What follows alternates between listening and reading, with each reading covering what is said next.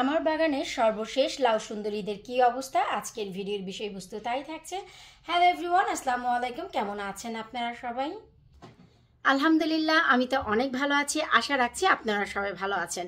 তো আজ আমি আমার গার্ডেনের সর্বশেষ লাউ সুন্দরীদের আপডেট আপনাদের দিতে যাচ্ছি। আশা রাখছি আপনাদের ভালো লাগবে। প্লিজ ভিডিওটি যদি ভালো লাগে শুরু থেকে শেষ পর্যন্ত দেখবেন, আর ভিডিওটি একটু শেয়ার করে দিবেন, এতে করে নতুনরা আবারও নতুন করে কিছু জানতে পারবে। তো চলেন কথা না বাড়িয়ে সরাসরি চলে যাচ্ছি আমি আমার গার্ডেনে বর্তমান লাউ গাছটার কি অবস্থা সেটা আপনাদের সাথে শেয়ার করার জন্য। শুকর আলহামদুলিল্লাহ, এই হচ্ছে আমার গার্ডেনের লাউয়ের মাচার অবস্থান। যা আপনারা দেখেছিলেন আমার সেচি শাকের যে বেড একদম কর্নারে, সেই কর্নার থেকে যে মাচা, সেই মাচা থেকেই কিন্তু আমার লাউয়ের ফলন হয়েছিল। আর ছিল বিশাল আকারের এই যে গাছটা, মাচাটি, এই মাচাটি পুরোই ছিল লাউ গাছ দিয়ে ভরা আজকে সকাল পর্যন্ত।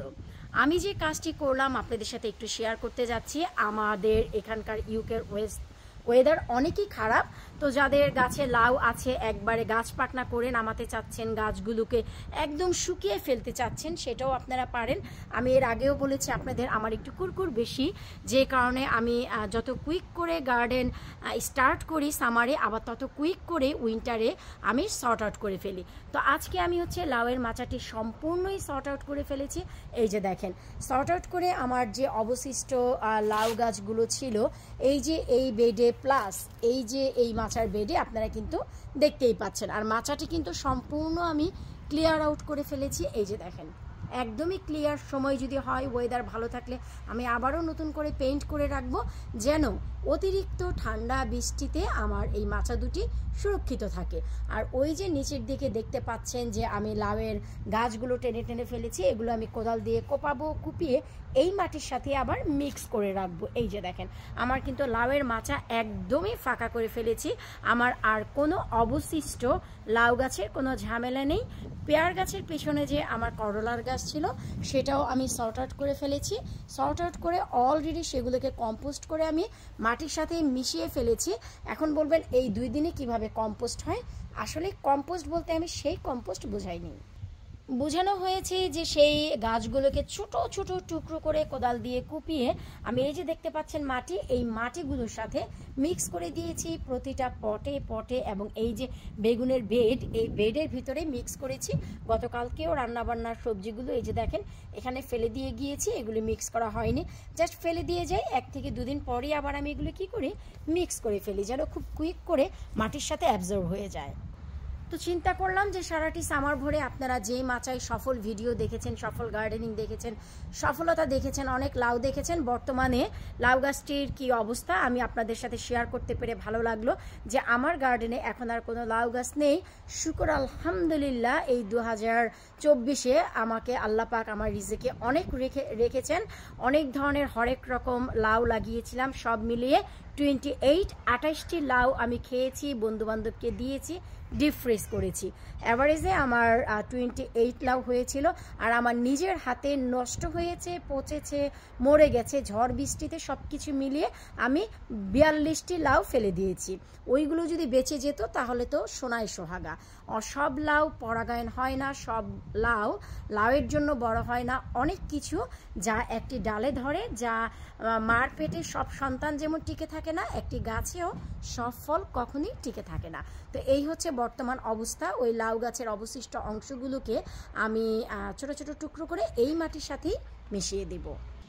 এরপর দেখাচ্ছি জোড়া লাউ দুটি। এই যে দেখেন আমার লাউ গাছে এই ছিল সর্বশেষ 2টি লাউ। শুকর আলহামদুলিল্লাহ, আপনারা দেখে অবাক হবেন, এই 2টি লাউ কিন্তু বীজের জন্য। অবশ্যই আপনারা আলাদা ভিডিও পাবেন যে কোন কোন লাউ আমার এবছর বীজের জন্য কালেক্ট হয়েছে, তার আলাদা করে একটি ভিডিও অবশ্যই শেয়ার করব। যে 2টি লাউ আমি বীজের জন্য তুললাম, সে 2টি লাউ খুব ইচ্ছে হলো একটু মেপে দেখতে যে লাউ দুটির ওজন কেমন হয়েছে। 9 কেজি 100 গ্রাম। শুকর আলহামদুলিল্লাহ, এর থেকে বেশি আর কি চাই, যে কত বড়সড় আকারের বীজের জন্য লাউ করেছি। আর এই বীজ থেকে লাউ হওয়া মানেই বুঝতেই পারছেন, নিজেদের গাছ পাকনা লাউ, নিজের হাতে বানানো অর্গানিক লাউ।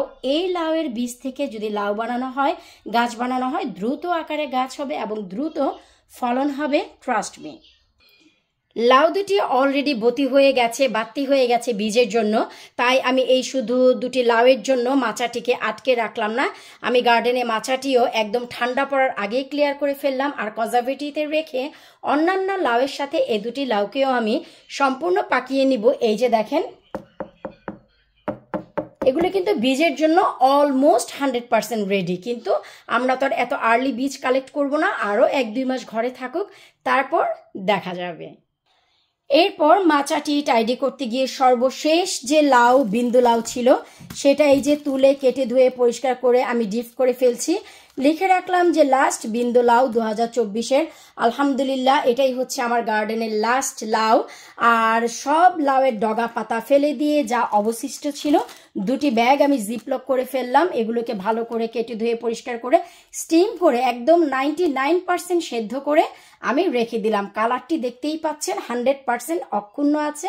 আর বোঝার জন্য আমি জিপলক ব্যাগে কিন্তু লিখে রাখি বরাবরই, আমার নিজের সুবিধার জন্য, যে এটা হচ্ছে লাউ শাক 24 2024-এর, লাউ শাক 24 2024-এর। এখন এগুলোকে ডিপ ফ্রিজ করবো। এই ছিল আমার লাউ সুন্দরীদের লাউ গাছের আমার গার্ডেনের সর্বশেষ আপডেট। আজকের পর থেকে লাউ গাছের আর কোনো আপডেট হয়তোবা আসবে না। আপনারা কারা কারা আপনাদের গার্ডেনের লাউ গাছের সর্বশেষ শাক পাতা সঞ্চয় করেছেন, সর্বশেষ লাউ সঞ্চয় করেছেন, অবশ্যই ভিডিও নিচে কমেন্ট করবেন।